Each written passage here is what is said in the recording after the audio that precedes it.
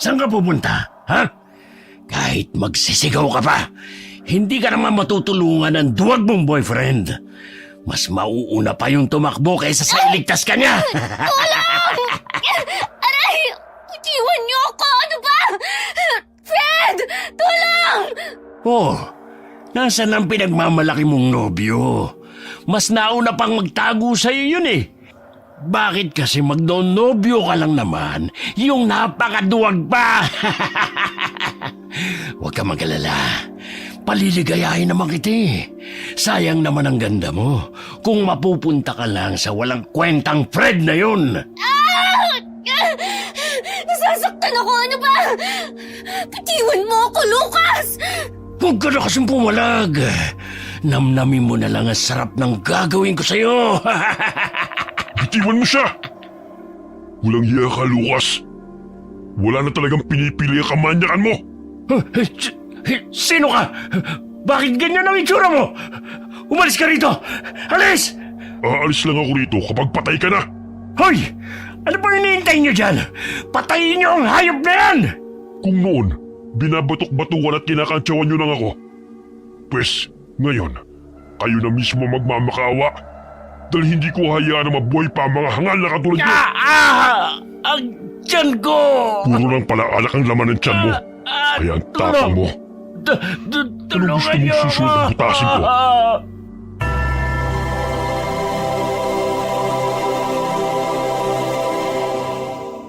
Nagulat si Fred nang bigla siyang hampasin ni Lucas sa likod habang nagdidilig ng mga gulay sa taniman ni Mang Ismael.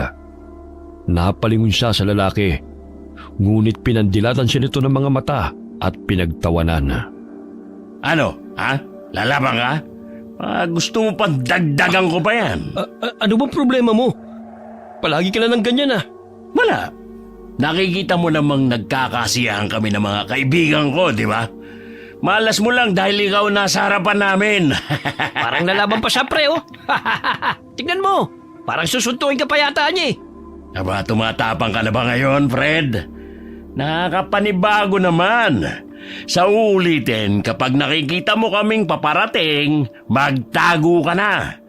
Wala ka talagang katulad sa pagiging duwag. Namumutla ka na, oh. Tara na pre, baka himatayin pa sa takot eh. Muling binatukan ni na Lucas ang binata bago lumakad palayo. Tanging matalim na tingin ang iginawad ni Fred sa kanila at kuyumang kamaong nagpipigil sa galit. Huwag niyo mabusin ang pasensya ko dahil hindi niyo magugustuhan kapag napikon na ako sa inyo. Oh, Fred, parang pinagkakatuwaan ka na naman nila. Wala talagang magawa si na Lucas kundi ang pagdiskitahan ka. Bakit kasi ayaw mo silang labanan? Namimihasa tuloy ang mga yan. Hayaan mo na sila. Mapapagod din sila sa pagtitrip sa akin. Halika na, kumain na tayo. May baon pala akong sinigang dyan. Ipinagluto kasi ako ni Tatay Ismael kanina bago ako pumunta rito. Ang bait talaga ni Mang Ismael sa'yo. Kahit na hindi ka niya kaano-ano, tinuturing ka talaga niyang anak. Oo nga eh. Kung di lang dahil sa kanya, siguro kung saan ako napadpad. Masipag at mabait ka rin kasi. Kaya ka niya nagustuhan. Sa katunayan, suplado siya sa iba. Pero nahuli mo talaga ang loob niya. May pagka-stricto kasi siya. Ang pinakaayaw niya, yung madalas na nangihingi sa kanya ng pera. Ang gusto niya kasi, kusa siya magbibigay. Kaya nga walang nagtatagal na kamag-anak niya eh. Paano ba naman kasi? Mga mukhang perang mga yun. 10 taong gulang pa lamang noon si Fred nang mapadpad sa baryo Kaingin. Mula nang iwan siya ng kanyang ina at mamatay ang kanyang ama, ay naging palaboy-laboy na siya. Hanggang sa matagpuan siya ni Mang Ismael sa palayan nito na walang malay. Kaya't simula ng araw na yon, ay tumutulong na siya sa matandang lalaki sa pag-aasikaso ng palayan. Pananim at mga alaga nito mga itik at manok na ibinebenta sa bayan.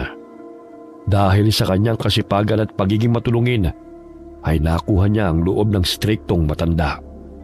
Naging malapit siya kay Grace dahil mula pa pagkabatay ito na ang kanyang kaibigan. Sapagkat naging mailap siya sa mga tao, kaya madalas siyang mapagkatuwaan lalo na ng grupo ni na Lucas. Mula pa noon ay hindi ka talaga tinatantanan ni na Lucas. madalas ka nilang sinasaktan. Hindi mo kasi nilalabanan eh. Hindi naman kaduwagan yung umiiwas sa gulo eh. Isa pa, hindi naman ako taga rito eh. Baka palayasin pa ako ni Tatay Ismael kapag nalaman niya nakikipag-away ako. Wala na ako mapupuntahan kapag nangyari yun. Sila naman tong naunang manakit sa'yo ah. Umiwas na lang tayo sa kanila. Wala tayong mapapala sa mga taong yun. Kahit anong iwas mo, sila talaga ang naghahanap ng gulo eh. Hayaan mo sa susunod. Kakausapin ko sila ng maayos. Yun ay kung makikinig sila sa'yo. Lalo na't mga loko-loko yung sina Lucas eh. Matapos nilang kumain ay nagpahinga sila sa kamalig. Natanong ni Fred ang di magkanda-ugaga na si Mang Isko sa pagbubuhat ng 2 sako ng mais. Dali-dali siyang lumabas at tinulungan ng matandang lalaki. Malapit lamang doon ang bahay nito, kaya't hinatid niya ang 1 sako ng mais sa bahay ni Mang Isko. Pagbalik niya sa kamalig, narinig niya ang pagtatalo ng kanyang kasintahang si Grace laban sa mga lalaki. Ano ba Lucas? Lumayo nga kayo sa akin. Tanghaling tapat amoy alak na kayo. Sayang naman ang ganda mo, Grace. Kung sa duwag na Fred ka lang mapupunta. Ano ba nagustuhan mo sa kanya? Ang puting itlog nun? Ang baho-baho nyo? Maligo nga kayo. Mas matapang ka pa yata sa boyfriend mo eh. Mamaya, ikaw pang magtatanggol sa kanya kapag nagkasakitan. Mas gugustuhin ko pang makasama si Fred kesa naman sa mga walang modong kagaya nyo. Lumayo nga kayo sa akin. Sige, isang hawak mo pa sa pisngi ko. Puputulin ko talaga yung kamay mo. Uy, huminahon ka, Grace. Hindi naman kita sasaktan eh. Daig mo pa si Gabriela silang sa tapang mo ha. Hindi ako nagbibiro. Tatabasin ko talaga yung kamay mo. Manyakis! Oh, ayun na palang pinagmamalaki mong duwag na nobyo. Tingnan mo, ni hindi ka nga niya kayang ipagtanggol eh. Tamang tingin lang sa atin. Lucas, ano bang ginagawa nyo? Umalis na lang kayo rito para wala ng gulo. Ngumisi lang ang mga kalalakihan at binangga pa ang binata. Dahilan na napasandal ito sa puno malapit sa kanya. Kinaltukan pa siya ni B-Boy sabay tawa habang papalayo. Mga walang ya talaga ang mga lalaking yun. Ako na naman ang pinagtripan. Hindi pa nga lumulubog ang araw. Mga lasing na. Palibhasa kasi. Mga walang kwenta. Oh, bitiwan mo na yung itak. Baka may saksak mo pa yan saan imbis sa kanila. Ulitin pa niya ang pambabastos sa akin. Isasaksak ko talaga to sa gunggong na yon. Akala nila, lahat ng tao rito mapapasunod nila sa kanilang nais. Pasiga-siga mga wala namang silbi. Nakabusangot ka na oh. Nagsasalubog na naman yung kilay mo. Tsaka yung piski mo parang kulay sili na namumula. Nakakainis kasi sila O sige na, kukunin ko na muna yung mga inaning palay para maisalansan ko na rito sa kamalig. Para naman makauwi na tayo. Iiwan mo lang dito? Mamaya, nakawin pa yan. Nandiyan naman si Mang Dani na tauhan ni Tatay Ismael. Siya na magbabantay sa mga inaning palay. Papakainin ko pa kasi yung mga itik at manok At saka magdi-deliver pa ako ng mga itik mamayang 2:00 sa palengke. Sasamahan na lang kita. Wala naman akong gagawin sa bahay Baka uminit na naman ang dugo ng nanay mo sa akin. Hindi yan. Tapos na akong maglaba kahapon. Kaya makakagala na ako ngayon. Aba, ang galing Nang makauwi ay nadatna ni Fred si Mang Ismael na nagpapakain ng mga alaga nitong hayop. Kaya't dali-dali niya itong tinulungan. Ako na rito, Fred. Patapos ko na naman pakainin ng mga ito yun na palang 4 na itik na pinapahatid ni Ambo. Lulutuin pa kasi nila yan bukas para sa kaarawan ng anak niya. Sige po, Tay. May papabili po ba kayo sa palengke? Bumili ka na lang ng tinapay para pang merienda mamaya. Puro saging at kamote na lang kasing kinakain natin Para mabago naman. Sasamahan po ko ni Grace, Tay. Maga pa naman po Sige po, alis na ho kami. Nakapagpaalam ka na ba, Ining, sa nanay mo? Mamaya maghuramentado na naman yun dito. Alam mo naman yun, ayaw niyang dumidikit ka kay Fred. Hayaan niyo na po si nanay. Hindi na po ako bata para pagsabihan niya kung sino ang dapat kong samahan. 25 na ako pero parang 10 taon ang trato sa akin. Ay, naku. Alam mo namang gusto niya makapag-asawa ka ng mayaman. Samantalang si Freddy simpleng magsasakang katulad ko lang. Malaya po akong mamili kung sino ang mamahalin ko. Hindi na po hawak ni inay ang puso ko. Ay, sa bagay. Hoy, mag-iingat kayo, ha? Opo, Tay.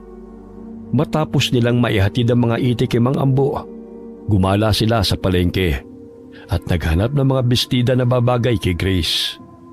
Mahal, anong kulay ang gusto mo? Mamili ka na, oh. Ay naku, hindi na.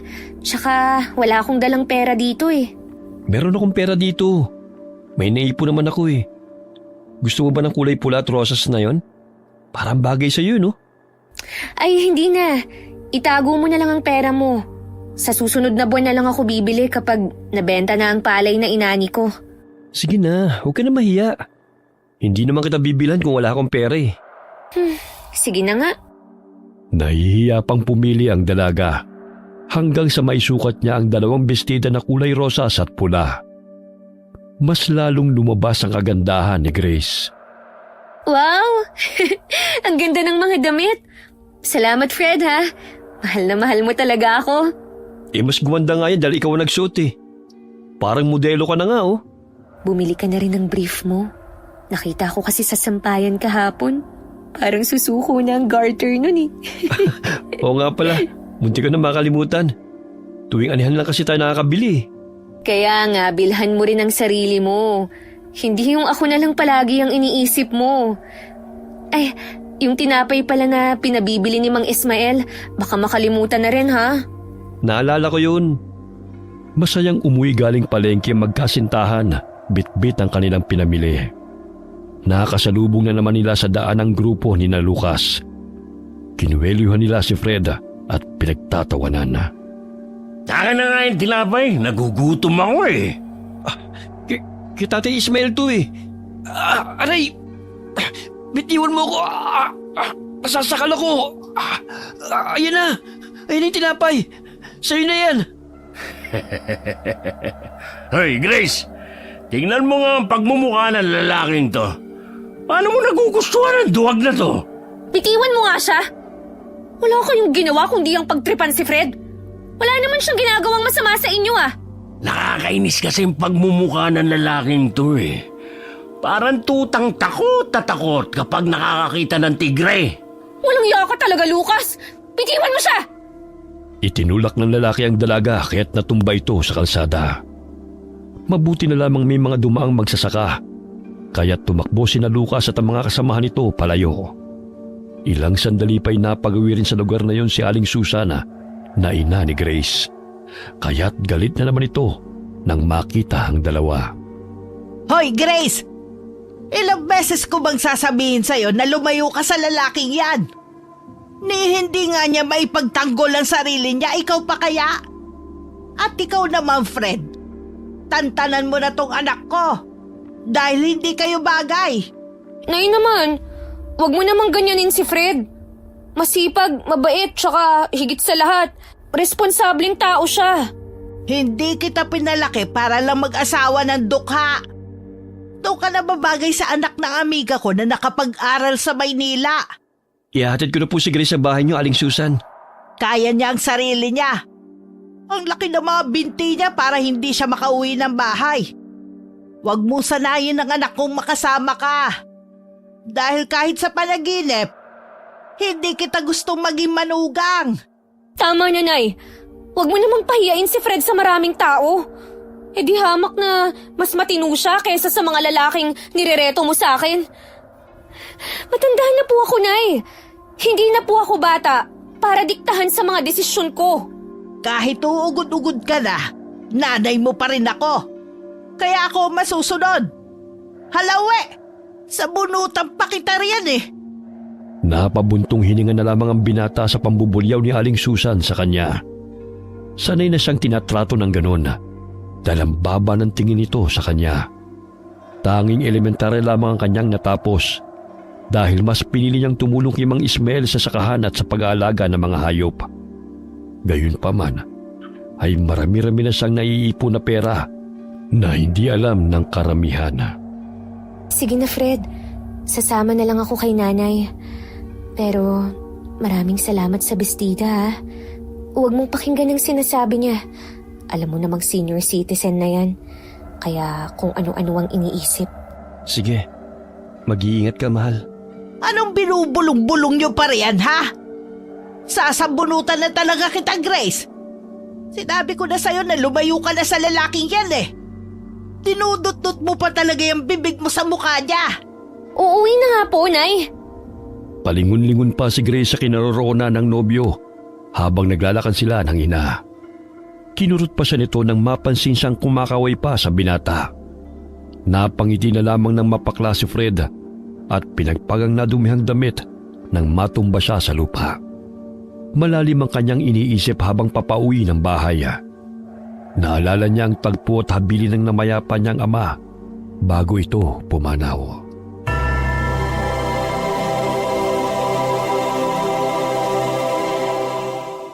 Hating gabi, napabalikwas siya ng bangon nang marinig ang biglang pagbukas ng kanilang pintuan. Nakatira sila sa gubat malayo sa mga tao. Ngunit nagkataon na napuruhan ng saksak ang kanyang ama sa dibdib sapagkat isa itong notorious na aswang at paghala-gala sa mga baryo upang mambiktima. Yun din ang dahilan kung bakit sila iniwan ng kanyang ina. Ngunit dahil bata pa hindi pa niya lubos na maintindihan ang lahat ng pangyayari. Tay, anong nangyari sa inyo? Bakit may mga saksak kayo? Anak, pagpasensyahan mo na. Hindi ko napigilan ang aking sarili na matakam sa bagong silang na sanggol. Nararamdaman ko ng aking katapusan. Pero ipangako mo sa akin na huwag kang gumaya sa akin, anak. Huwag mo kong gagayahin. Mangako ka sa akin, anak. Opo, Tay. Pinapangako ko po. Mamuhay ka ng normal para hindi ka iwan ng mga taong mahal mo. Kagaya ng ginawa ng nanay mo sa atin. Tay, sandali at kukuha lang ako ng halamang gamot. Tay, pakiusap, huwag niyo po akong iwan. Anak, hindi na ako magtatagal. Mahal na mahal kita, anak. Magpakalayo-layo ka sa lugar na ito. Umalis ka na. Tay, pakiusap, gumising po kayo. Dali-daling lumabas ng bahay ang batang si Fred nang mapansin ang mga sulo at mga taong papalapit sa kanilang bahay. Sigurado siyang nasundan ng kanyang ama, kaya't dumaan siya sa bintana upang tumakas dahil papatayin rin siya ng mga ito kapag naabutan siyang naroon sa kubo. Nagtago siya sa mga talahib habang tinatanawang nasusunog nilang bahay. Matapos nasabuyan ng isang lalaki ng gas at sindihan ito, kasamang natupok ng apoy ang katawan ng kanyang ama na kilalang mabagsik na aswang. Nahinto ang malalim niyang iniisip nang marinig ang boses ni Mang Ismael. Oh, iyo. Parang ang lalim naman ang iniisip mo, ha? Ay, nakabili ka ba ng tinapay? Tay, pasensya na po. Kinuha po kasi ni Lucas. Napagtripan na naman po ako eh. Paliw talaga ang mga batang yun. Hindi na nga nakakatulong sa mga magulang nila, perwisyo pa ng baryo. Maglalaga na lang po ako ng saging, tay. Buti na nga lang, naitabi ko yung pera eh. Kaya hindi nila nakuha. Ilang beses na silang inirereklamo sa barangay. Wala pa rin talagang pagbabago. Nanggugulo pa rin sa mga tao. Huwag na po kayong ma-high blood sa kanila. May araw din yung mga yun. Makakatagpo rin sila ng taong di sila uurungan. Kaya hindi sila nagpapakita sa akin eh. Dahil lalabanan ko sila. Maiba ako. Bakit hindi mo kasama si Grace? Nakasalubong po namin si Aling Susan. Ayun, Sinigaw na naman po kami. Pinahiya pa nga ako sa maraming tao eh. Ay naku, ang babaeng yun talaga. Kahit kailan ay walang kadala-dala. Nilayasan na nga ng panganay nilang anak dahil gustong ipakasal sa matandang mayaman. Ayaw ng bata, kaya ayun, nagtanan kasama si Willie. Gusto talagang kontrolin ng mga anak. Ayaw niya sa akin kasi magsasaka lang po kasi ako. Walang pinag-aralan at higit sa lahat, walang may pagmamalaki. Kahit magsasaka man tayo, basta masipag lang ay walang gutom.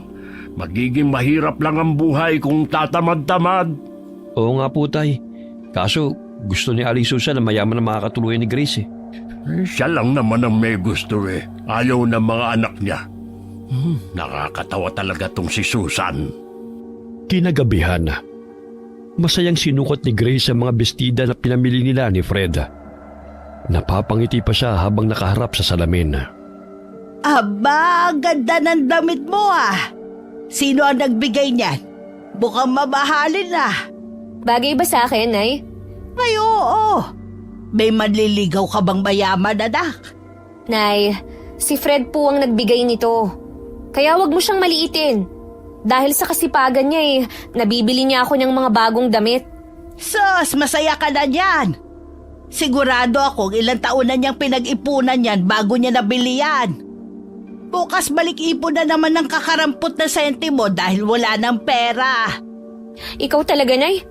Kung makapagsalita ka, parang alam na alam mo na ang buhay ng tao. Masipag at responsable si Fred. Kaya kung magkakatuluyan kami, hindi kami magugutom. Ha, wala ka talagang pangarap na bata ka. Gusto mo bang magdildil ng asin kasama ang lalaking yon, ha? Ha? Kakalbuhin talaga Nay! kita kapag hindi Ang mo buhok nilayuan ko! ang friend na yan. Siya nga pala, aalis kami ng kapatid mo. Kaarawan kasi ng amiga kong si Marisa. Tapos kararating din ng asawa niyang si Iman. Tsak may sabon at lotion na naman na ibibigay yun sa akin. Gagabihin ng tatay mo sa pag-uwi, kaya magsaing ka na. May daing pa naman dyan kung darating ang tatay mo na wala pa kami. Okay po, Nay. Naiwang mag-isa si Grace sa kanilang bahay. Matapos niyang makapagluto ay muli siyang bumalik sa kanyang kwarto at sinuklay ang mahaba niyang buhok. Mula sa bintana ay napansin niyang dumaan sina Lucas at ang 4 na kaibigan nito. Sumisipol at nakaharap sa kanya. Ang ganda-ganda mo naman, Grace Parang ang bango-bango mong tignan. Napakamanyakis talaga ng lalaking yan. Oh, huwag mo nang isara yung bintana. Naaliw pa kaming pagmasdan ng kagandahan mo Umuwi na nga kayo. Gabi na Parang mag-isa ka lang dyan Gusto mo samahan ka namin? Wala naman kaming gagawin sa bahay Umuwi na kayo. Hindi ko kailangan ng kasama. Muling sinarado ng dalaga ang bintana. Ngunit pinigilan yun ni Lucas at ni B-Boy. Kinabahan si Grace hanggang sa tuluyang mabuksan yun ng mga lalaki. Malayo-layo ang mga pamamahay, kaya't malakas ang loob ng mga kalalakihan na sugurin ang dalaga. Bago pa man makasigaw si Grace, ay tinakpan na ng una ni B-Boy ang kanyang muka at sinikmuraan siya ni Lucas dahilan na mamilipit siya sa sakit. Huwag dito, tol. Mamaya may makakita sa atin dito. Doon natin siya dalhin sa walang tao. Bay, gumagana talaga ang utak mo sige na, dali mo na ang pakipot na babaeng yan. Bitiwan niyo ako. Saan niyo ako dadalhin? Dahil sa naramdamang sakit ay nawala ng malay si Grace at nagtagumpay sina Lucas na dalhin siya sa kamalig. Tila ba'y mga asong ululang mga ito na sabik sa laman. Naglalaway pa si Lucas habang nanlilisik ang mga mata na nakadagan kay Grace. Pinunit ito ang damit ng dalaga hanggang sa tumambad sa paningin nito ang hubad na katawan ni Grace. Aray, ang sakit ng katawan ko. Gising ka na pala. Mabuti naman para maramdaman mo ang sarap. Lucas! Anong gagawin niyo sa akin? Layuan niyo ako! Huwag ka maingay. Kung ayaw mong pagpiestahan ka ng walang buhay bukas, hindi naman masakit ang gagawin ko sa iyo eh. Kikilitiin lang naman kita. Tulong! Ah! Tulungan niyo ako! Fred! Nanay! Tulong! Nakakatawa ka naman. Tinatawag mo pa talaga yung nobyo mong duwag, ha? Kahit na marinig ka pa noon, hindi ka niya ililigtas dahil matatakutin ang kupal na yun. Aray ko! Patiwan niyo ako! Ano ba? Mga hayop kayo! Pakawalan niyo ako rito! Sige, sumigaw ka para mas masarap. Dahil walang makakarinig sa'yo. Bukas! Bilisan pa naman, tol! Para naman matikman din namin siya! Maghintay ka! Atat kang masyado eh. Pigilan niyo ang kamay niya. Pumapalag pa eh. Pakiusap! Tigilan mo yan, Lucas! Demonyo ka! Pakawalan niyo ako rito! Halos mamaos ang dalaga. Ngunit binusalan ng mga lalaki ang kanyang bibig at sinuntok pa siya ng paulit-ulit. Lulong sa droga ang mga ito. Kaya't halos walang kapaguran na pinagnasaan ang katawan ng dalaga. Tumulo na lamang ang kanyang luha at tahimik na umiiyak. Dahil pagod na siya sa ginagawa ng mga kalalakihan sa kanya. Patayin na natin yan, tol. Mamaya, ikanta pa tayo niyan. Sino nagsabi na bubuhayin pa natin ang babaeng to? Tol, parang may paparating! Kumaripas sila ng takbo nang makita na may mga magsasakang nagpailaw sa kanilang kinaroroonan nang makarinig ng mga tinig. Naiwan pa ang pantalon ng isa nilang kasama at sinuot pa nito ang salawal habang tumatakbo. Lintek, akala ko ba walang dumaraan dito? Wala nga eh! Sa tinagal-tagal kong namamalagi rito. Baka nagkataon lang. Pag binamalas ka nga naman hindi pa nga ako nakaka-round 2 eh. Ulol! Yan pa talaga iniisip mo. Bilisan mo tumakbo at magtago tayo. May nakakita sa atin. Nagulat ang tatlong magsasaka nang makita ang walang saplot na babae na nakahandusay sa sirang kamalig. Duguan ang katawan nito at putok ang mukha dahil sa bugbog. Tulungan niyo ako. Umiiyak na sambit ng dalaga bago ito muling nawalan ng malay. Dali-daling kinarga ng magsasaka si Grace at isinakay sa kalesa at dinala sa kanilang bahay upang gamutin. Samantala, natabing ni Fred ang baso habang sila'y kumakain ng hapunan. Wari kinabahan siya sa hindi maipaliwanag na dahilan at biglang sumagi sa kanyang isipan ang kasintahan. Ay, dahan-dahan niyo. Mag-ingat ka, baka masugatan ka ng bubog. Lo, parang kinakabahan po ako. Ano kaya nangyari? Sandali. Naririnig mo ba yun? Parang boses yun ni Susan, Gabing-gabi na nag-iiskandalo na naman. Hoy, Fred! Saan mo na naman dinala ang anak ko? Ilabas mo siya! Ay, Susan, bakit galit ka na naman? Ay, nandito si Fred. Naghahaponan kami, Bakit ba? Sabihin mo sa ampong mo na ilabas niya ang anak ko. Wala siya sa bahay at magulo ang kwarto niya. Siguro may masama siyang ginawa sa anak ko, no? Kanina ko pa kasama si Fred dito sa bahay. Hindi ba magkasama kayong umuwi ni Grace kanina? Kanina pa yon, pero wala siya sa bahay. At nadatan kong sira ang bintana namin at nagkalat ang mga gamit sa kwarto niya. Hindi ko po alam kung nasan si Grace. Ang mabuti pa, hanapin po natin siya. Hindi po siya pumunta rito ngayong gabi. Sa oras na malaman kung may kinalaman ka sa pagkawala ng anak ko, malilintikan ka talaga sa akin, Fred. Wala nga po alam sa sinasabi niyo. Ano walang alam? Ikaw lang naman ang palaging kasama ng anak ko. Natuto na siyang maglihim sa akin at naging matigas na ang ulo dahil sa impluensya mo. Hahanapin ko po si Grace. Baka pumunta sa bahay ng mga kaibigan niya. Hindi mapakali si Fred habang binabaybay ang daan upang hanapin ang nobya. Nakasalubong nila sina Lucas, kaya tinanong ito ng ginang. Iho, nakasalubong niyo ba si Grace sa daan? Hindi po, Aling Susan. Bakit ba? Wala kasi siya sa bahay eh. Baka kako napansin niyo siya sa daan o kung saan man. Ay, si Fred ang tanungin nyo. Dahil yun ang madalas namin nakikita na kinakatagpo niya. Baka nga nagtana na sila eh. Malakas na nagsitawanan ng mga lalaki habang lumalakad palayo. Nakasalubong din sila nina Fred at Lolo Ismaela. Ngunit napangisi lamang ito sa binata. Bagamat hindi nakatakas sa paningin ni Fred ang mga kalmot sa braso ni Lucas. Oh, anong tinitingin-tingin mo, ha? Tara na, pre. Hayaan mo na siya. Mamaya mahuli pa tayo sa panonood ng basketball sa telebisyon. Tinapik ni Biboy ang likod ng kaibigan kaya't sumunod dito sa iba pa nilang mga kasamahan. Ngunit mabigat ang pakiramdam ni Fred nang makasalubong niya ang mga lalaki. Hanggang sumapit ang umaga, hindi pa rin nila natatagpuan si Grace. Ngunit hindi sumuko si Fred sa paghahanap sa dalaga. Nagtanong-tanong siya sa mga bahay na kanyang nadadaanan hanggang sa mapadpad siya sa bahay ng mga magsasakang tumulong kay Grace.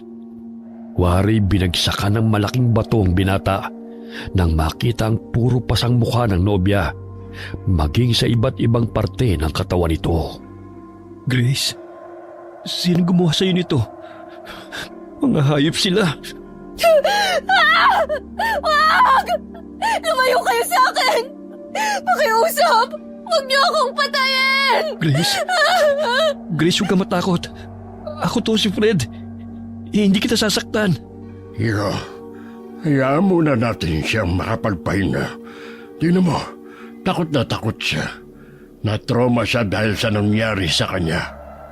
Ikinuwento ng mag-asawang nakakita sa dalaga na natagpuan nila itong walang saplot. Sigurado silang pinagsamantalahan ito dahil naaninag nila na hindi lang isa ang nakita nilang lalaki na tumatakbo. Malakas ang kutob ko na may kinalaman si Lucas sa nangyaring to kay Grace. Sa oras na mapatunayan ko, hindi ko sila mapapatawad. Ipagbigay alam natin kina Susan na narito si Grace. Mabuti na lamang at may tumulong sa kanya. Natatakot siya sa tuwing may nakikita siyang lalaki. Mas mainam na ang nanay niya ang mag-alaga sa kanya. Kailangan ko po siya makausap para malaman ko kung sino may kagagawa nito sa kanya. Huwag kang magpadala sa galit. Hayaan na muna nating makapagpahinga si Grace. Tignan mo, hindi siya makausap ng maayos, kundi nanginginig lang sa takot. Siguradong sa oras na ito, tumatakas na yung mga hayop na gumawa nito sa kanya. Kaya kung patatigalin pa natin para alamin kung sino ang mga salarin, mas lumalaking tsansa na makalayo sila sa baryo. Alam ko ang pinupunto mo, iho. Pero tignan mo, nag-iiyak lang siya at hindi makausap dahil sa takot. Mangiyak-ngiyak si Fred nang lumabas ng bahay at sinuntok ang puno. Hindi niya matanggap na nilapastangan ng pagkababae ng kanyang nobya habang ang mga salarin ay malayang nakakagala sa paligid. Halos mahimatay si Aling Susan nang malaman ang nangyari sa kanyang anak. At walang may turong sospek dahil madalas na tulala at nagsisigaw lamang ito tuwing gigising sa hating gabi. Pinamedico legal nila si Grace at nalaman na hindi lamang isang tao ang lumapastangan sa kanya. Maging ako'y pinagbawalan ng makalapit kay Grace, Tay. Kailangan ko po siyang makausap para malaman ko kung sinong gumawa nun sa kanya. Hindi ko kayang tumunganga lang habang araw-araw niyang naalala kung sino ang mga bumaboy sa kanya. Alam mo naman ang bunganga ng nanay niya, hindi ba? Ikaw na naman ang pag-iinitan nun kapag nakita kang pumunta sa bahay nila. Ikaw pa nga ang sinisi ni Susan sa nangyari kay Grace, hindi ba? Sa tuwing napapadaan si Fred sa bahay ng kasintahan ay natatanaw niyang nakatulala lamang si Grace habang nakadungaw sa bintana. Malungkot ang mukha, ngunit parang may gustong sabihin. Nagkaroon ng pagkakataon na makalapit ang binata sa nobya dahil nasa likod bahay si Aling Susan. Malamlam ang mga matang napatingin si Grace sa binata habang nangungusap ang mga mata. Grace? Ako to si Fred. Naalala mo pa ba ako? Pakiusap. Sabi mo sa akin kung sino nanakit sa'yo. Pagbabayarin natin sila. Lucas! Piboy! Papatayin nila ako! Papatayin nila ako! Hana, mahal ko. Huwag ka mag-alala. Hahanapin ko sila. Hoy, lalaki! Di ba sinabi ko na sa'yo huwag kang lumapit kay Grace? Alam mo naman ang kondisyon niya, di ba? Pinapalala mo lang. Ang tigas talaga ng ulo mo. Halales! Lumayas ka! Aray, tama na, Aling Susan. Gusto ko lang po ibigay itong bulaklak kay Grace, oh. Ang sakit yun naman mangurot. At saka, may bibingka po ako para sa inyo, oh. Masarap ba yan? Siyempre naman po. Binili ko po yung kay Aling Nine. Kaya sigurado po kung masarap yan. Akin na nga! At saka umalis ka na! Mamaya magsisigaw na naman yan si Grace. Ang hirap pa naman patahimikin. Napalingon siyang muli sa kinaroroonan ng nobya. Kumuha ito sa kanya habang napapaluha. Hindi siya nagkamali sa kanyang hinala na sina Lucas ang lumapastangan sa pagkababae ni Grace. Wala na rin ang mga ito sa baryo, maging ang mga kaibigan nito. Kinagabihan na. Hinasa ng mabuti ni Fred ang itak na kanyang ginagamit sa sakahan. Hindi siya makatulog sa labis na pag-iisip kung paano susugurin sina Lucas. Iyo, ipagpabukas mo na yan. Magpahinga ka na dahil buong araw ka na sa bukid. Hindi pa po ako inaantok, tay, eh. Nagkape po kasi ako kaninang hapon. Ay, siya nga pala. Inani ko na kanina mga pechay na tinanim mo sa bakuran natin. Ang lulusog na eh. Akalain mo yun. Pinag-aagawan ng mga kapitbahay. Yung mga papaya, tay, pwede na rin po yung ibenta. Oo nga eh. Magaling ka talagang mag-alaga ng mga pananim, Fred. Naunang matulog si Mang Ismaela. Imbis na magpahingay lumabas ng bahay ang binata, bit-bit ang matalim na itak nito. Dahil sa puot na naramdaman na, sabay pa ng kabilugan ng buwana, ay uminit ang buo niyang katawan. Tila ba'y may kuryenteng nananalitay sa kanyang mga ugat. Tumingala siya at bahagyang napapikit. Pagkadilat niya'y namula ang kanyang mga mata at tinubuan ng bukol-bukol sa mukha. Pasinghot-singhot pa siya habang tinatahak ang daan hanggang sa mapadpad siya sa kubo kung saan may 2 taong nagiinuman. Tol, parang may taong paparating dito. Baka si Lucas na yan. Malalim na ang gabi. Buti natuntun niya tayo. Baka naman may dalang alak. Sige, sasalubungin ko. Matagal-tagal din tayong hindi nagkita-kita eh. Bakit hindi siya uminto? Parang hindi naman yata si Lucas yan eh. Titingnan ko kung sino. Baka naligaw lang. Dahan-dahan itong nilapitan ng lalaking nakasuot ng sombrero na yari sa abaka. Bahagya pang napaatras ang lalaki nang makitang may hawak itong itak. Pre. May kailangan ka ba? Oo. Gusto ko sana magtanong kung alam niyo kung nasan si Lucas. Ay, nasa kabilang baryo. Bakit? Ano kailangan mo sa kanya? Maniningil ng utang niya. Ay naku, walang pambayad yun. Isa pa, mahirapan ka lang maningil dahil napakakuripot ng gunggong na yun. Palamunin yun at walang trabaho. Subalit bago yan, kayo munang sisingilin ko. Tutal nandito na naman kayo eh. Naku, wala akong pambayad sa'yo. Matagal-tagal na rin ako ngayon trabaho eh. Nandilat ang mga mata ng lalaki nang iangat ng aswang na si Fred ang nakayukong ulo nito. Halos madapa ito sa katatakbo, ngunit inihagis ng binata ang hawak nitong itak sa likod ng lalaki. Kaya bumaon ang patalim sa gulugod nito. Ayop ka! Aray! Biboy! Tulong! Alam kong ginawa niyo kay Grace. Kahit saan lunggaman kayo magtago, hahanapin ko kayong lahat mga animal kayo! Pakiusap! Huwag mo akong papatayin! Bakit? Nakinig ba kayo nang magmakawa at umiyak si Grace sa inyo? Matindi ang epekto ng kawalang hiya niyo sa kanya. Hindi siya makausap ng maayos at nawala ang saya sa kanyang muka. Ngayon mo ipaliwanag sa akin kung bakit ako maaawa sa iyong hayop ka. Hinataw ni Fred ng patalimang binti ng lalaki. Dahilan na halos mawalan ito ng boses. Walang tinig na lumalabas sa bibig nito dahil binusalan siya ng aswang ng suot itong damit. Inundayan niya ito ng saksak sa katawan at hinalukay ang laman loob nito.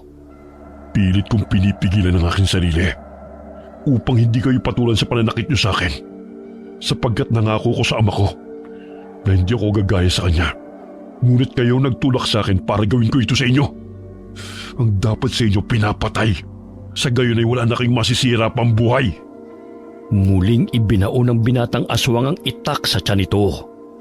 Ilang sandali pa'y pinugutan niya ito ng ulo at binitbit patungo sa isang kasamahan nito. O ano? Ano bang pake ng lalaking yon? Ba't parang pinadidinig akong humahangos? Ano? Bakit parang naging pipiki na yata dyan? Sino ba kinakausap mo? Ako ba o siya? Sino ka? Anong ginawa mo sa kaibigan ko? Bakit parang nanginginig ka yata? Gusto ko lang namang makausap kayo eh. Tignan mo, mahimbing na natutulog lang ang kaibigan mo. Hindi. Pinugutan mo siya ng ulo. Lumayo ko sa akin. Pakiusap. Huwag mo akong patayin. Wala akong ginagawang masama sa'yo. Talaga bang wala? Alalahanin mo nga mabuti kung talagang mabait kang tao. Dahil kung masisiguro kung wala kang atraso sa akin, hindi kita itutulad sa kaibigan mong to. Sino ka ba, ha? Hindi kita kilala. Kaya alam kong wala akong kasalanan sa'yo. Ngumisi ng malapad si Fred at humarap kay B-Boy.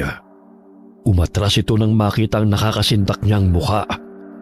Hindi siya nito nakilala bilang si Fred na madalas nilang pagkatuwaan na isang duwag na binata. Nilapitan niya ito at halos wala ng boses ang lalaki dahil sa matinding takot. Hindi mo pa rin ba ako nakikilala? Si Grace na alala mo? Kung paano niyo siya pinahirapan at pagkatuwaan?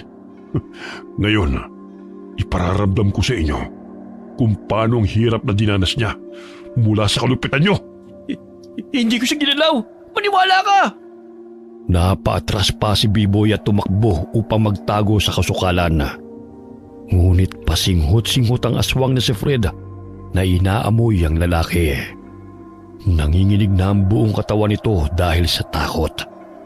Galingan mo magtago dahil kapag nahuli kita, doble ang hirap na ipaparanas ko sa'yo. Ito na ang bangungot niyo, mga hangal! Bakit alam ng aswang na yun ang tungkol kay Grace? May lahi bang aswang ang babaeng yun? Kaya ipinaghihiganti niya? Huli ka! Paano ba yan, ha? Hindi ka magaling magtago? Binigyan na kita ng pagkakataong tumakas. Pakiusap! Huwag mo kong patayin! Hindi ko magagawa ang binibintang mo sa akin! Inutusan lang naman kami ni Lucas na dalhin si Grace sa kasukalan. Pero siya yung humalay kay Grace! Maniwala ka! Hindi na mapigilan ng aswang na si Fred ang sarili, kaya't sinampal niya si B-Boy. Nagmarka pa ang mahaba niyang kuko sa pisngi ng lalaki nang masugatan niya ito. Aray! Bakit ba ayaw mo maniwala sa paliwanag ko? Si Lucas ang patayin mo, huwag ako! Akala mo ba? Hindi ko alam na hindi lang isang lalaking bumaboy kay Grace, kundi marami. Pinagpiestahan niyo ang katawan niya. Kaya ang dapat sa inyo ay tadtarin ng pinong-pino. Tinadyakan siya ng aswang dahilan na mapasubsob na naman ang lalaki sa lupa. Halos gumabang ito dahil sa pamimilipit sa sakit. Inapakan pa ni Fred ang likod nito at tinusok ng itak ang binti nito dahilan na malakas itong sumigaw.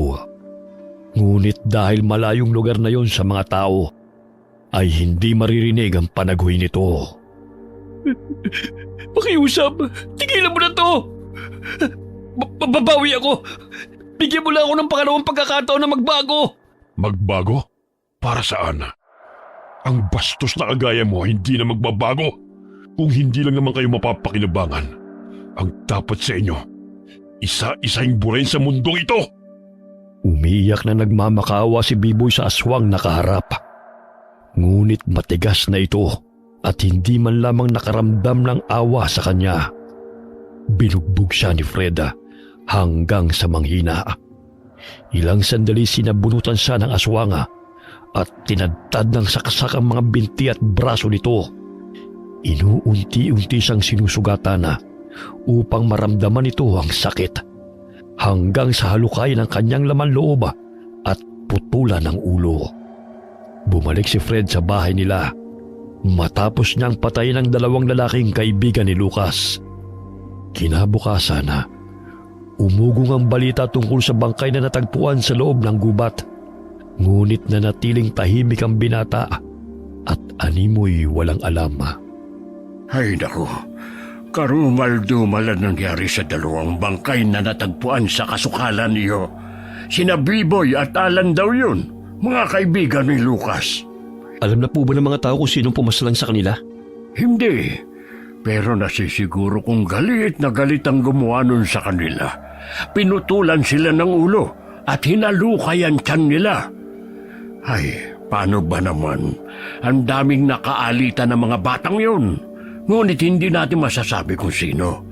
Siguro'y labis na ang galit noon. Buti nga sa kanila yun, Tay. Akala mo kasi kung sino mga siga eh. Maging ako hindi nakaligtas sa pananakit ng mga yun. Kaya wag na wag kang magpapagabi sa pag-uwi, ha? May gumagala pa namang pumapatay dito sa baryo natin. Eh baka mapagkamalang ka pa noon, mahirap na. Opo, Tay. Hindi man sila may pakulong ng alagad ng batas. Pwes, ako mismong maniningil sa kanila sa pagsira nila sa buhay ni Grace. Hindi ako papayag na basta lang tatahimik at tignan ang kalagayan ng mahal ko. Samantalang sila hindi man lang nakukonsensya. Walang araw na hindi niya binibigyan ng bulaklak si Grace.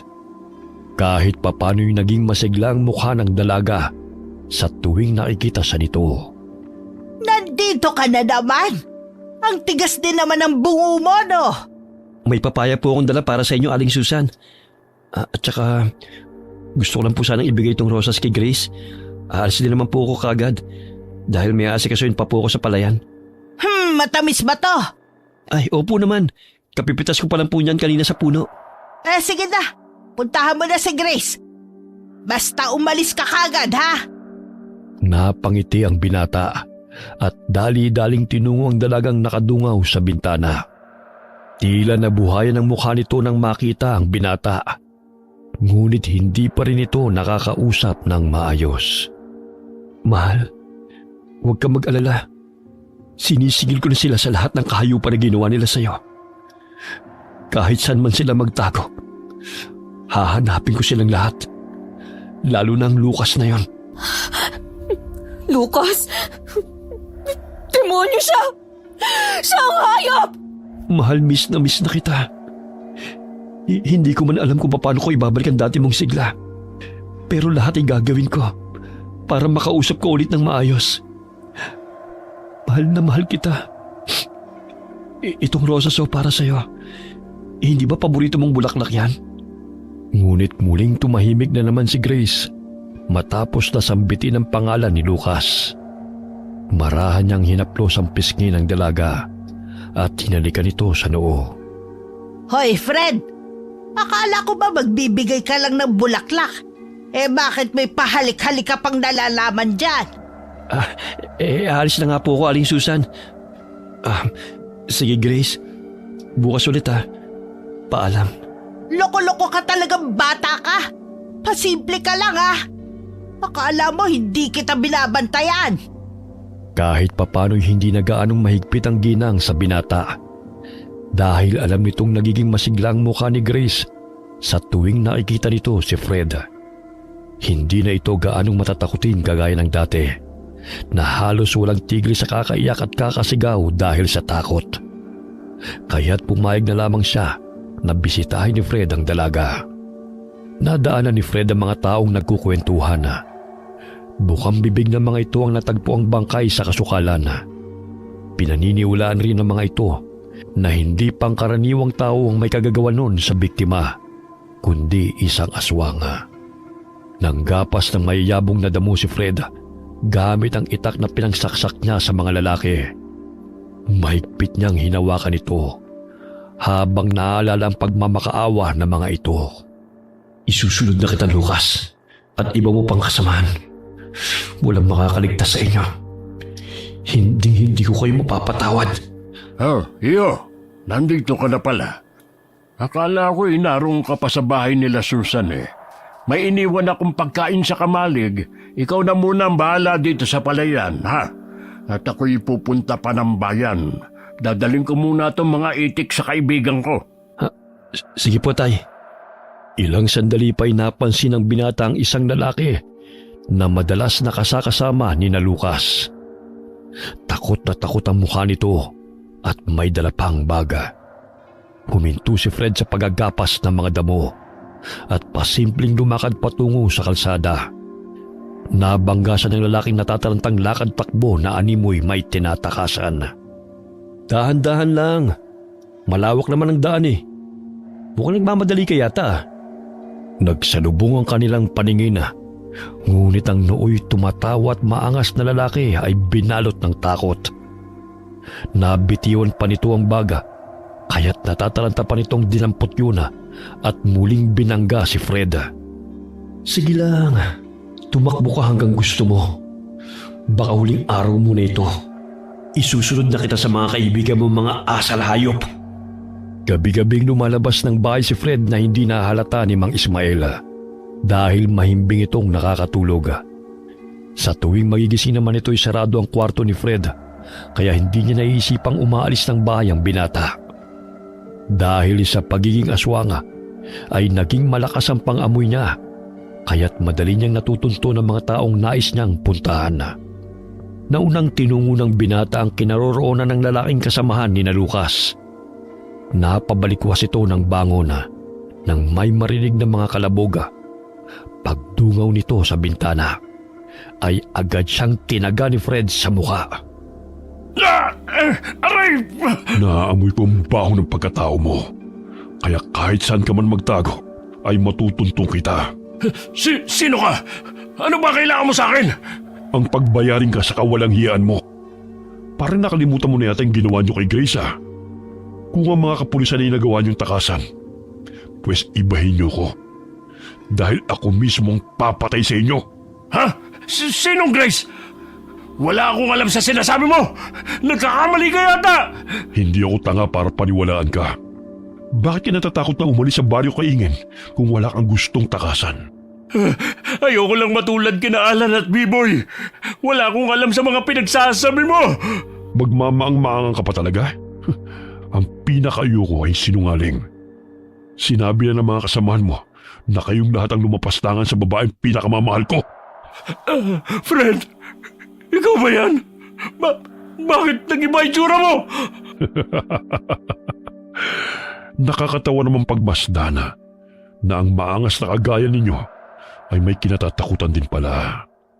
Sinakal siya ng aswang. Dahilan naman dilat ang mga mata nito. Pilit pa nitong sinusuntok ang aswang na si Fred, ngunit hindi niya ito maabot. Ilang sandali pa'y binagsak siya nito sa lupa. Dahilan na tumama ang ulo nito sa bato. Aray! Hindi ko akalain na may pagkademonyo nga, Fred. Sana pinatay mo na lang kami noon pa. Kaso ako nang papatay sa inyong lahat ngayon. Dodoblehin kong pasakit ninyo. Anong gagawin mo? Ilayo mo yung itak. Hindi magandang biro yan. Hindi ka naman makakaramdam ng sakit kung patay ka na. Kaya ngayon pala magdasal ka na. Dahil hindi na kita bubuhayin pa. Demonyo ka! Tama na! Sakit! Hiniwa-hiwa ng aswang ang laman ng lalaki. Pumalahaw ito sa sakit ng mga sugat. Maya-maya'y nanghina ito. Tuluyang hinalukay ng aswang ang tiyan nito gamit ang patalima bago pinugutan ang ulo. Itinali pa niya sa puno ang katawan ng lalaki bago umalis. Bit-bit ang putol na ulo nito. Nagpatuloy siya sa paglalakad hanggang sa mapadpad siya sa bahay na tinutuluyan ni Lucas. Mahimbing na natutulog ang lalaki sa kubo. Malakas siyang kumatok, kaya't nagising ito at nayayamot na bumangon. Nang marinig niyang papalapit na ito sa pintuan, agad niyang inilapag ang ulo ng biktima sa tapat ng pintuan ito bago nagtago sa likod ng puno. Tignan ko lang kung hindi ka mabaliw na hinayupa ka. Papahirapan muna kita bago kita patayin. Pinapangako kong pagsisisihan mo ang ginawa mo kay Grace. Buwisit naman to. Sino ba na dyan? Natutulog na ang tao nang iistorbo ka ba? Teka, ano ito? Bakit parang lansa ng amoy? Pungas-pungas na dinampot ni Lucas ang bagay na nakalapag sa harapan ng pintuan. Bigla nitong nabitiwan ang ulo nang makilala na pagmamay-ari yun ng kanyang kaibigan. Hindi. Ulo yan ni Jose. Sino may kagagawa nito sa kanya? Hindi maaari ito. Patay na rin si Jose. Kagaya na Biboy at Alan. Marahil ako na isusunod na pumaslang sa kanila. May takot ka rin palang gunggong ka. Pues, tutubukan ng nervyos sa gagawin ko sa'yo. Hoy! Sino nandyan? Magpakita ka! Akala mo ba natatakot ako sa'yo? Harapin mo ako! Nandilat ang mga mata ni Lucas nang maninaw ang lalaking papalapit sa kanya. Hawak pa nito ang itak na may bahid ng dugo. Kumurap-kurap siya nang bigla itong mawala sa kanyang paningin. Sana pumunta ang taong yun? Bakit niya pinatay ang mga kaibigan ko? Hindi kaya naghihiganti siya dahil sa ginawa namin pagsasamantala kay Grace. Pero sino ang lalaking yun? Imposible namang si Fred dahil napakaduwag ng lalaking yun. Hinahanap mo ba ako? Bakit parang namumutla ka na yata? Sino ka? Bakit pinatay mo ang mga kaibigan ko? Hindi ka pa nakontento. Pinugutan mo pa ng ulo. Pasalamat ka dahil hindi ko sila masyadong pinahirapan tulad ng gagawin ko sa'yo. Kung matapang ka, huwag kang magkubli sa kadiliman, duwag! Duwag? Sino sa atin ngayon ang duwag? Gayong parang nanginginig ka na yata sa takot. Dahil ba nag-iisa ka na lang? At wala ka ng mga kasama na handang tumulong sa'yo? Inangat ni Fred ang kanyang mukha, kaya't gano'n na lamang ang pagkagulat ni Lucas nang makita ang pangit niyang mukha. Nadulas pa ito nang maapakan ng malapot na dugo sa pintuan. Saan ka pupunta? Akala ko ba ihaharapin mo ko? Bakit natatranta ka na? Sige, lumapit ka! Dahil tatabasin ko rin yung ulo mo! Kala mo siguro, ikaw lang ang marunong ano? Kinuha nito ang itak sa dingding at dinuro-duro sa kaharap na aswang. Ngunit nagtaka siya nang bigla na namang nawala ito sa kanyang harapan. Ang bilis niyang mawala. Nasaan na kaya siya? Takot din palang walang yang yon. Ako? Takot? Sino nagsabi? Bakit bigla ka nalang pasulbot-sulbot? Anong klaseng aswang ka? Hoy, nandito ako. Paano ba yan? Hindi mo ko natatamaan ng patalim mo. Kulang ka sa ensayo, Totoy. Sinuswerte ka lang, buwisit ka! Ilang tao na ang pinatay ko at ikaw ay susunod ko! Talaga? Sandali, at may regalo pa ako sa'yo. Ano na naman ang dala nun? Parang katawan ng tao. O ito, saluhin mo! Patay! Walang ulo! Oh, ito pa! Mag-reunion kayong mga animal sa impyerno! Si Felipe ito Inubos niya na mga kaibigan ko. Hindi ako mapayag na magpatalo sa kupal na aswang na to! Oh, bakit tuliro ka na dyan? Hindi ka ba makapaniwala na sinusundo ka na ng mga kaibigan mo? Alam mo, Lucas, dahil sa pagiging sunod-sunuran nila sa'yo, kaya sila namatay. Kasalanan mo ang lahat, hayop ka! Ikaw ang hayop! Dahil pinatay mo ang mga kaibigan ko! Nararapat lang yan sa mga halangang kaluluwa na kagaya nyo. Mas mahihiya pa ang mga dyablo na umupo sa trono kapag naroon na kayo sa impyerno dahil wala kayong kasing sama. One-on-one tayo para makita mo ang hinahanap mo. Huwag kang biglang susulpot at mawawala. Tignan ko lang kung hindi mabasag yung bagang mo. Bilib na talaga ako sa katapangan mo. Wala talagang kupas. Dahil sa kanyang pagkataranta, ay natisod siya sa katawan ng bangkay at nadapa. Sumambulat sa kanyang nandidilat na mga mata ng putol na ulo. Basag ang bungo nito at tila ba'y tinanggal ang mga balintatawa. Pagmasdan mong mukha ng mga kaibigan mo, ikaw ang dahilan kung bakit sila umabot sa ganyan. Ulol! Sa akin mo pa talaga sinisisi ang ginawa mo. Pagbabayaran mo ang ginawa mo ito sa kanila. Muling sumulpot sa harapan ni Lucas ang aswang at nangisi itong humarap sa kanya. Mahigpit na hinawakan nito ang kanyang paa at matuloy na tumakbo. Dahilan nakalad ka rin siya nito. Aray! Ang likod ko ang sakit. Tumigil ka, animal! Hindi ba't nasisiyahan ka sa tuwing naghihirap ang ibang tao? Pwes, namnamin mo. Dahil bawat iyak at pakiusap nila, ang katumbas nun ay patak ng dugo at sugat sa katawan mo. Tama na! Hindi ko na kaya ang sakit. Ay, mahinang nilalang. O siya, dito na lang muna magtatapos ang laro natin. Tumakbo ka hanggat kaya mo. Dahil masusundan pa rin kita. Umahangos ang lalaki ng bitiwan siya ng aswang. Ayaw pa siyang patayin ni Fred dahil gusto niyang pahirapan pa ito ng gusto. Napapahalakak pa ang aswang habang tumatakbo palayo. Samantalang halos mawala ng hininga si Lucas dahil sa sakit ng katawan nito. Isang pagkakamali mo, binuhay mo pa akong animal ka. Aray, sakit ng katawan ko.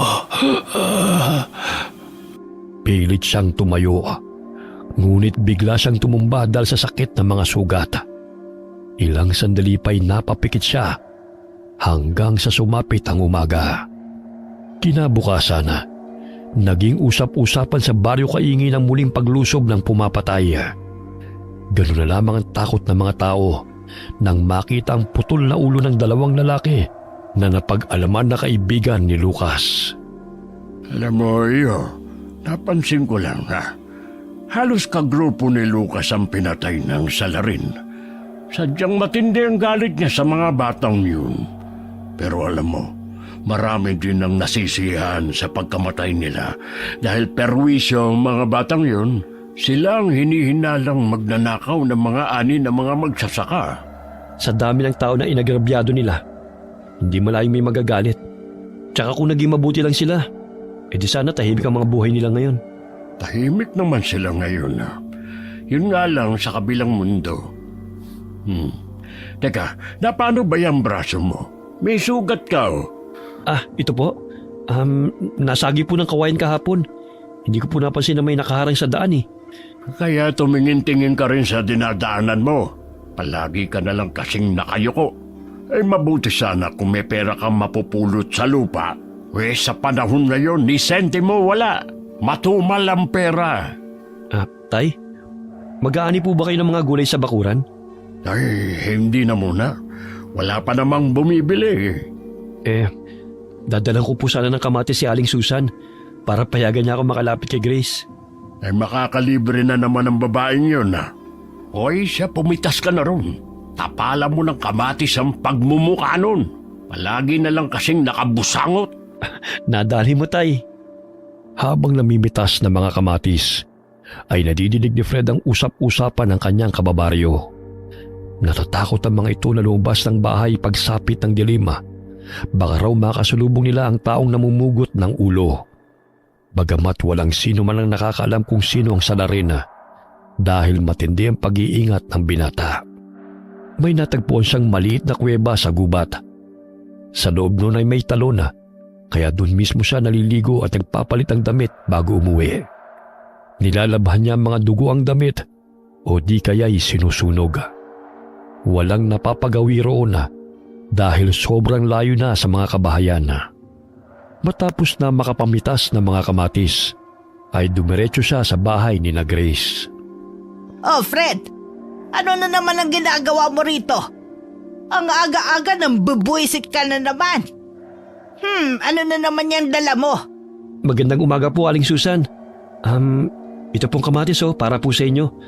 Bagong pitas po yan. Kasing kinis po ng piski nyo. Talaga? Hindi mo ako binobola? Opo. Dahil siguro yan sa prutas at gulay na kinakain nyo. Kahit mananamin pa po kayo. Napansin ko nga. Dagdagan pa ng imported na lotion at sabon na ibinigay ng amiga ko. Kaya siguro pumuti ako. Sige na, puntahan mo na si Grace. Kausapin mo baka magsalita na yon. Walang nagawa kundi ang matulala eh. Pumuti? Wala naman akong sinasabing ganun May sinasabi ka ba? Anong binubulong-bulong mo? Sabi ko po pupuntahan ko na po si Grace. Ibibigay ko lang po itong sampagita sa kanya. Napalingon ng dalaga sa binata nang kumatok ito sa pintuan ng kwarto. Awang-awa pa rin ang binata sa kalagayan ng nobya sapagkat malungkot pa rin ang aura ng mukha nito. Mahal, may dala akong sampagita para sa iyo. Hindi ba ang bango? Inalagaan ko ng maayos yung mga bulaklak dahil hindi ka na pupunta sa bahay para alagaan sila Namimiss ka na nga nila Yung rosas, yung mayabong na rin. Pati yung sunflower na tinanim mo sa maliit na hardin natin. Sana bumalik ka na sa dati para naman makapamasyal na tayo. Fred! Oo, mahal ako to. Si Fred. Pinagsamantalahan nila ako. Hindi na ako nararapat sa'yo.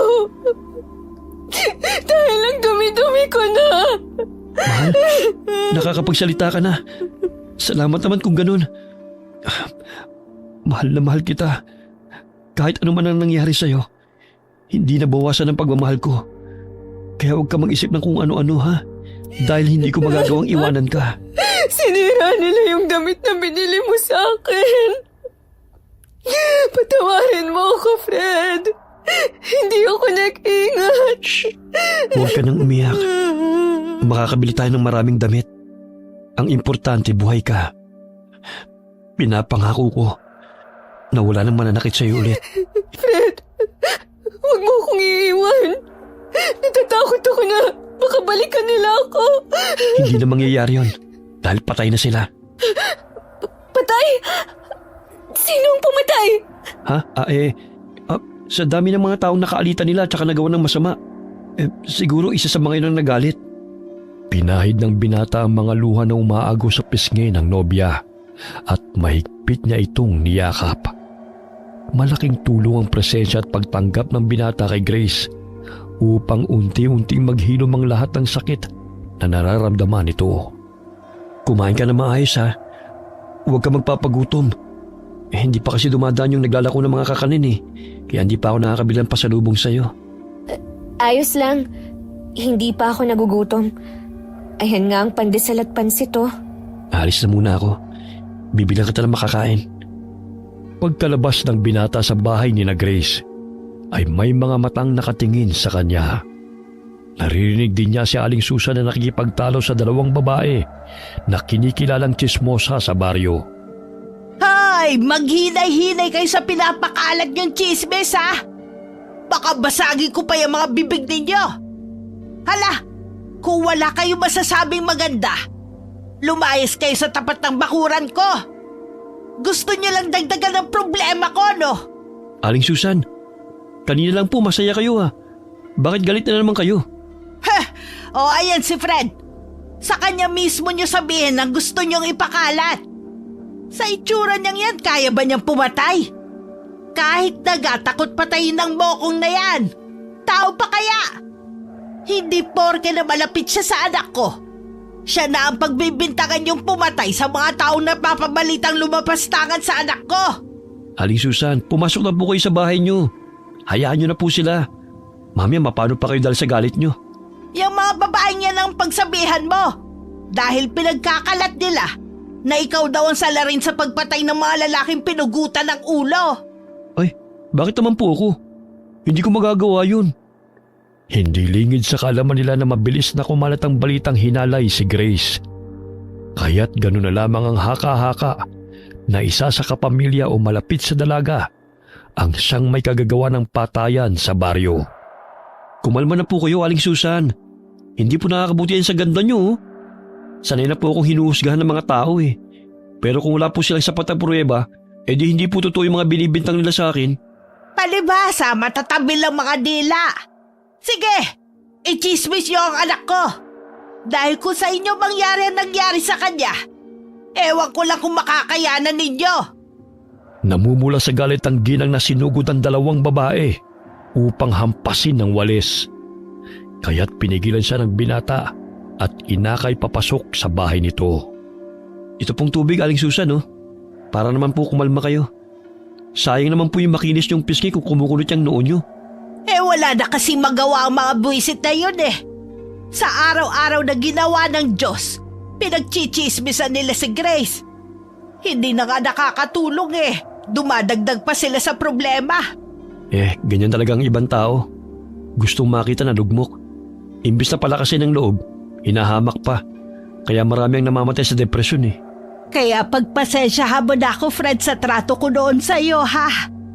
Kahit na napakasama ko sa iyo eh. Hindi mo iniwan ang anak ko.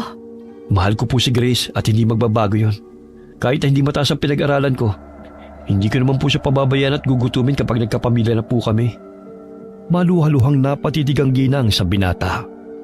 Nagsisi siya sa maling pakitungo niya kay Fred sapagkat hindi lamang salapi ang siyang nagbibigay kasiyahan sa tao, kundi ang tunay na pagmamahal. Sige po, Aling Susan. Bibilang ko po na makakain si Grace. Nakakausap na po siya. Talaga? Sige, para makakain naman yun na maayos. Pumayat na nga dahil madalas walang ganang kumain eh. Samantala, biglang napapabalikwas ng bangon si Lucas sa tuwing may nadidinig na mga kalaboga.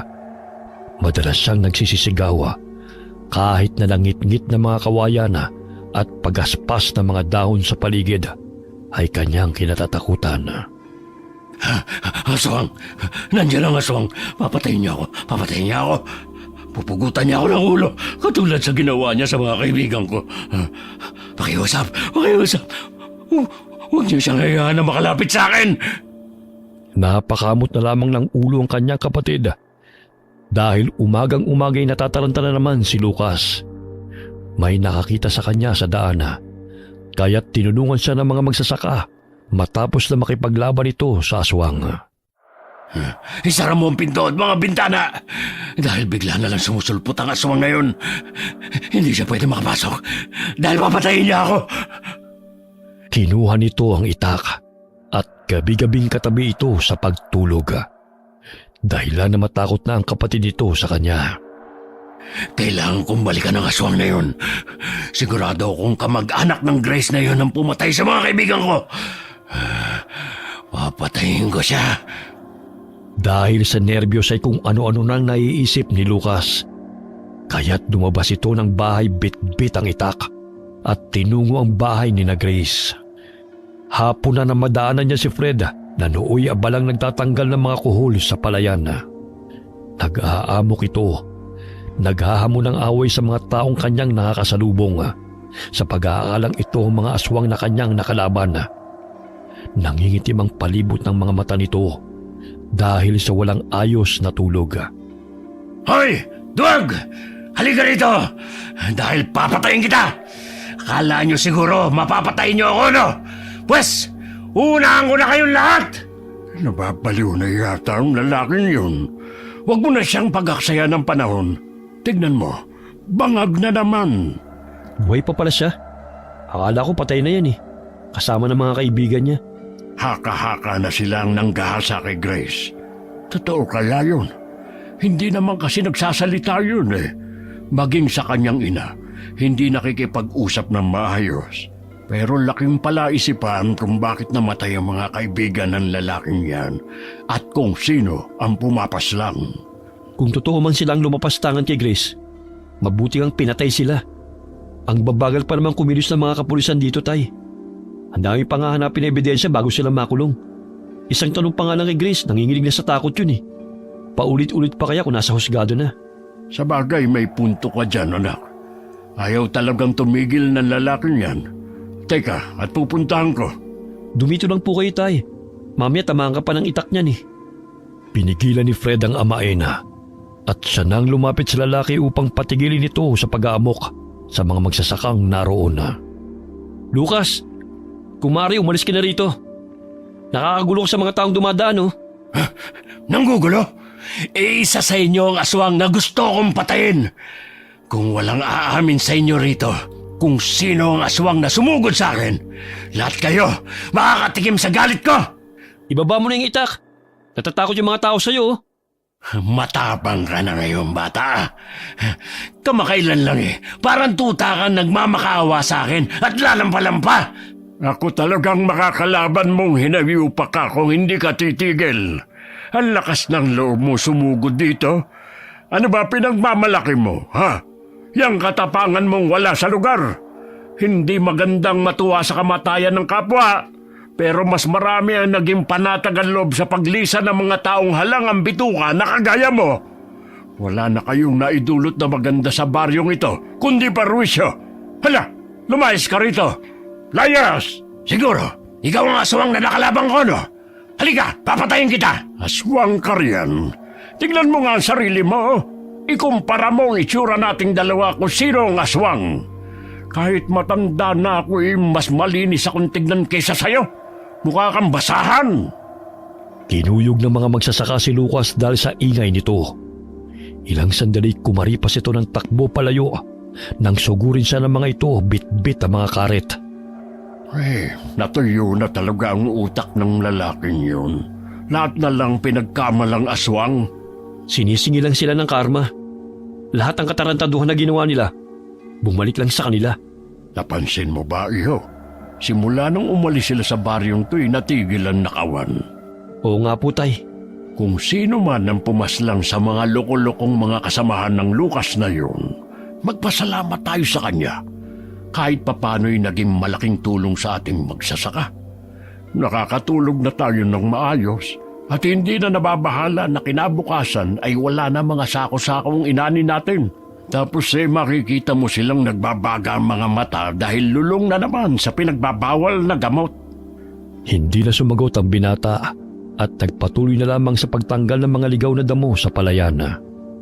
Alas 5 na ng hapon sila nakauwi at nadaanan nila si Aling Susan na kinakausap si Kapitana. Esmael, naparito si Kapitana dahil nabalitaan niya ang tungkol sa pag-aamok ni Lucas sa palayan. May nakapagsumbong kasi sa amin. Kaya ayun, sinundo namin siya. Takot lang nun sa amin. Ayun, kumaripas ng takbo at nagtago. Pinagkakalat pa na kaming lahat daw ay mga aswang. Siya, uuwi na muna kami, Susan, ha, Kapitana. Kinumusta rin ni Kapitana ang kalagayan ni Grace. Naging maliwalas na rin ang mukha nito kumpara sa dating madalas na umiiyak. Ngunit naging mailap pa rin ito sa mga tao at tanging si Fred lamang ang kinakausap nito at ang kanyang mga kapatid. Iyo, napapansin kong bumait na sa'yo si Susan, ha. Noon kapag nakita ka niya, salubong na agad ang kilay. Ngayon pangiti-ngiti na siya. Madalas ko ba naman siyang pasalubungan ng gulay at prutas sa pananim natin eh? Hindi pa ba siya babait? Ayaw nga. Nakuha siya sa suhol. May saging akong daler yan. Ibigay mo kay Grace. Hinog na yan. Salamat po, tay. Kailangan talaga niya ngayon ng suporta natin. Gayon may mga usap-usapan pa rin ako nadidinig na hindi maganda tungkol sa kanya. Mga walang magawa mga taong yan. Napakatapang na bata nga ni Grace dahil hindi lahat makakayanan ng ganong pangyayari. Salamat anak. Dahil sa kabutihan mo at lagi kang nariyan para sa kanya, kaya siya naging matatag. Hindi ko po nakakalimutan ang lahat ng paalala niyo sa akin, tay. Kinagabihan na, hindi nakauwi si Lucas sa bahay na tinutuluyan nito. Nagmamanman siya sa baryo upang sugurin ang bahay ni na Grace. Dahil may kung ano na namang bumubulong sa kanya na ito ang aswang na gustong pumatay sa kanya. Papatayin kita. Uunahin na kitang babae ka. Sana pinatay na lang kita at hindi ka na binuhay pa. May tao. Kailangan ko magtago bago pa niya ako makita. Nanginginig ang mga kamay nito Nang makita na pumasok sa bakuran ng ama ni Grace, nagngingit-ngit na naman ito sa galit. Nang maalala na ang aswang na nakalaban ito ay nakasombrero at isang magsasaka. Sigurado na ako na ang tatay niya ang aswang. Papatayin ko silang lahat. Wala akong ititira sa pamilya nila. Malalim na ang gabi. Dahan-dahang lumapit si Lucas sa bahay ni na Grace at binuksan ito ang bintana. Napabalikwas ng bangon si Aling Susana nang makarinig ng mga kalaboga. Bigla siyang napasigaw ng bumulaga sa kanyang harapan ang balbas saradong lalaki. Aswang! Anong aswang? Ha? Kayong pamilya ng mga aswang, kaya papatayin ko kayong lahat, lalo na yung asawa mo!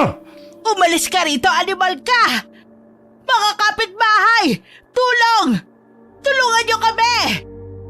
Mahimbing na nakatulog ang asawa ni Aling Susana dahil sa pagod sa trabaho.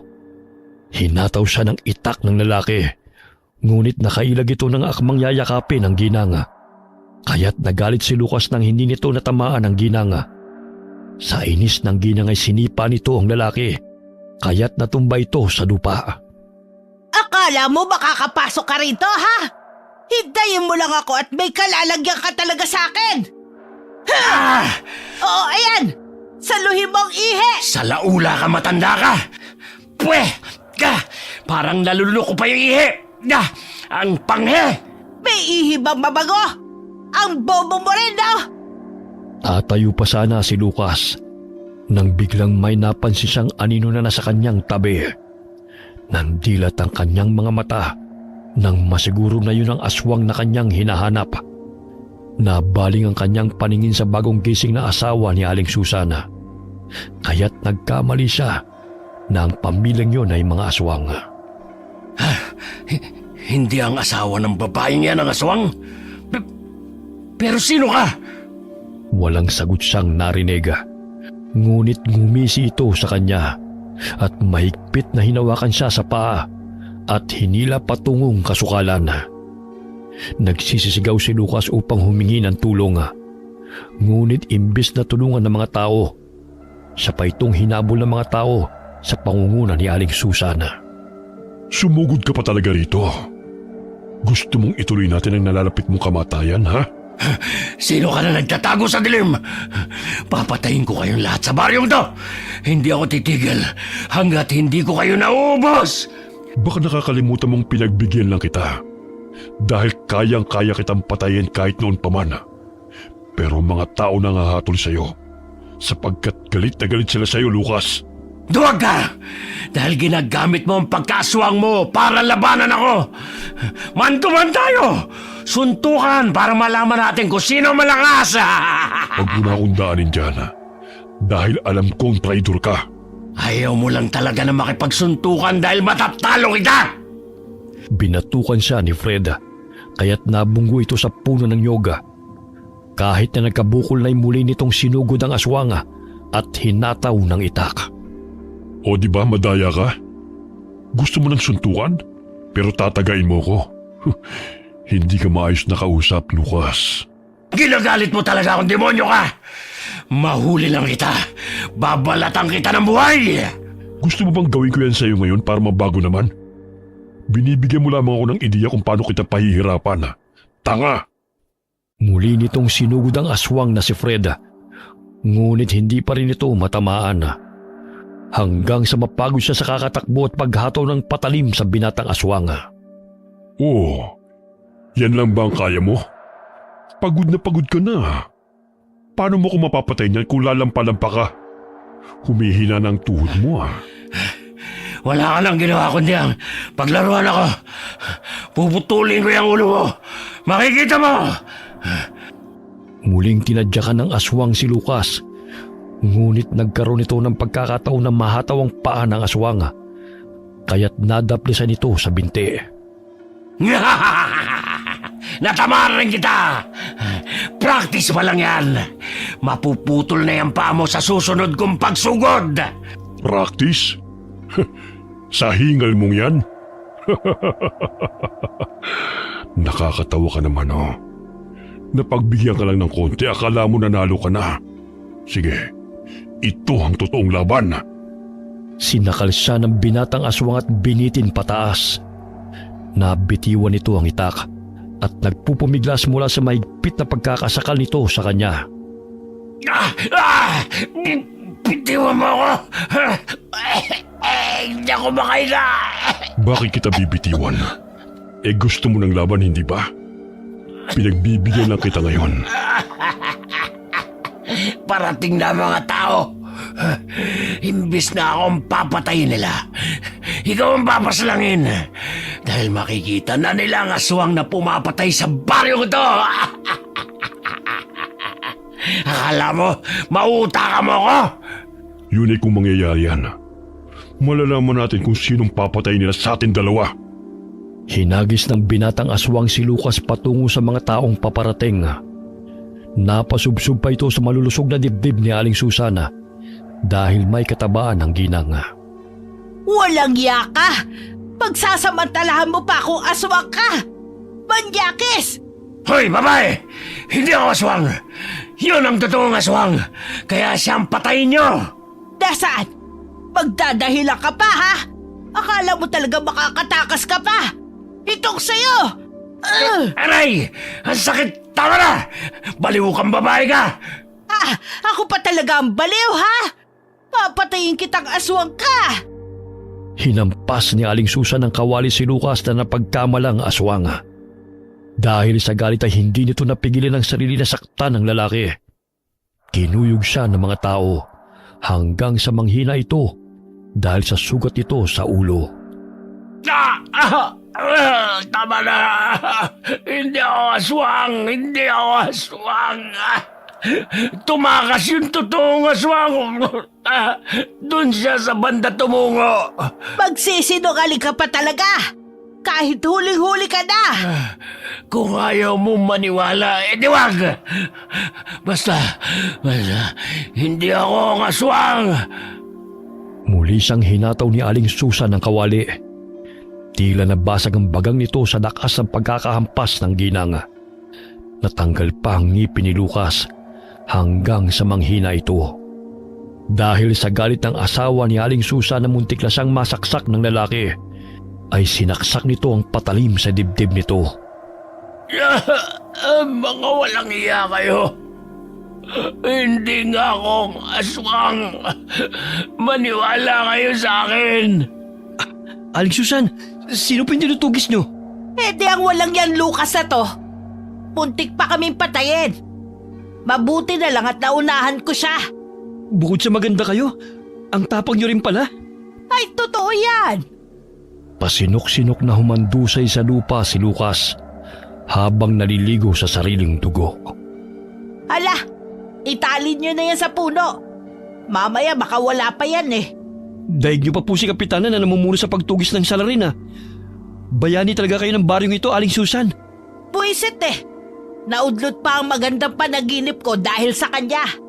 Kaya ayan, naghanap ng dahilan ng ikamamatay niya.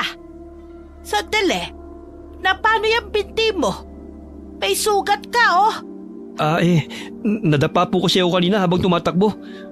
Narinig ko po kasi may hinahabol kayo eh, kaya sumunod ako. Hay, lalampa-lampa ka talaga kahit kailan. Pag-ensayo ka nga na patibayin niyang stamina mo. Hindi pwedeng ganyan ka palagi. Lihim na natawa ang binata sa tugon ng ginang. Maya-maya'y dumating si Mang Ismael at nagtaka kung bakit naroon si Fred. Ay, akala ko tulog ka pa, Fred. Nauna ka na pala rito. Ay, kinatok kita sa kwarto mo kanina pero sarado. Kaya lumabas na lang ako ng bahay at sumunod dito. Sa bintana po kasi ako duman kanina, Tay. Ayoko na rin po kasi kayong gisingin eh. Baka mapalo pa kayo eh. Huwag na kayong mag-alala. Nahuli na ang aswang. Siguro mahihinto na ang patayan sa lugar nating to. Si Lucas ang aswang. Ibig sabihin, siya rin ang pumatay sa mga kaibigan niya at sinisipa ang mga tao sa baryong to. Pambihira naman ng tama sa utak ng taong yun ah. Lulong sa bisyo. Kaya't ibang klase kung mag-isip at gumawa ng katarantaduhan. Siguro naman magiging tahimik na ang lugar natin dahil patay na siya. Kinabukasan, dumating ang kapatid ni Lucas nang mabalitaan ang tungkol sa nangyari sa lalaki. Maging ito'y natakot sa kapatid dahil sa kinikilos nito. Kaya't hinayaan na lamang nito na umalis sa kanilang bahay at hindi na muling pinabalik pa. Lingid sa kalaman ng mga taga-baryo na si Fred ang tunay na aswang, na siyang pumaslang sa mga taong yumurak sa pagkatao ng pinakamamahal niyang si Grace. Ngunit nanatiling tikom ang kanyang bibig sa katotohanan na ininagay niya ang batas sa kanyang kamay upang mabigyan ng hustisya ang nangyari sa kanyang nobya. Lumipas ang ilang buwan. Nakakausap na ng maayos ang dalaga kahit na hindi pa rin ito madalas na lumalabas ng bahay. Tinanggap na rin ni Aling Susan na magiging manugang niya si Fred balang araw. Fred, maraming salamat sa lahat ng sakripisyo at pag-iintindi mo sa akin, ha? Kung hindi dahil sa'yo, siguro sumuko na ako. Gagawin kong lahat para sa iyo, mahal ko. Mahigpit na niyakap ni Fred ang nobya habang napapaluha. Makalipas ang 1 taon ay nagpakasal sila at nabiyayaan ng anak. Labis ang sayang naramdaman ni Grace dahil sa kabila ng dagok na nangyari sa kanyang buhay, ay may taong handang magsakripisyo at tumanggap sa kanya at mahalin siya habang buhay. Bagamat simula na magkaroon na si Fred ng pamilya, ay hindi na siya muling nagpalit ng anyo bilang aswang. Okay, sana po nagustuhan niyo ang kwento natin ngayon. Shoutout po tayo kina Mika Salvador, Julie Tapang, Analisa Chico, Diga Cristalin Navarro. Kamusta po kayo? Shoutout kina Sherlock Travis at Athena Catherine from Banlik. Hi kay Jen Esto from Hong Kong. Shoutout sa Urbano Sisters, lalo na po kay Cynthia Mel Urbano from Iñingan Dupax del Norte, Nueva Vizcaya. Hi po kay Clarissa Lazaro from Jeddah, Saudi Arabia. Hi kay Linda Tolinada from Kuwait. Hi kay Nick Nieva from Amman, Jordan. Hi kay Maria Benitez. Alright, marami pong salamat sa inyo and God bless po sa inyong lahat. Saan ka pupunta, ha? Kahit magsisig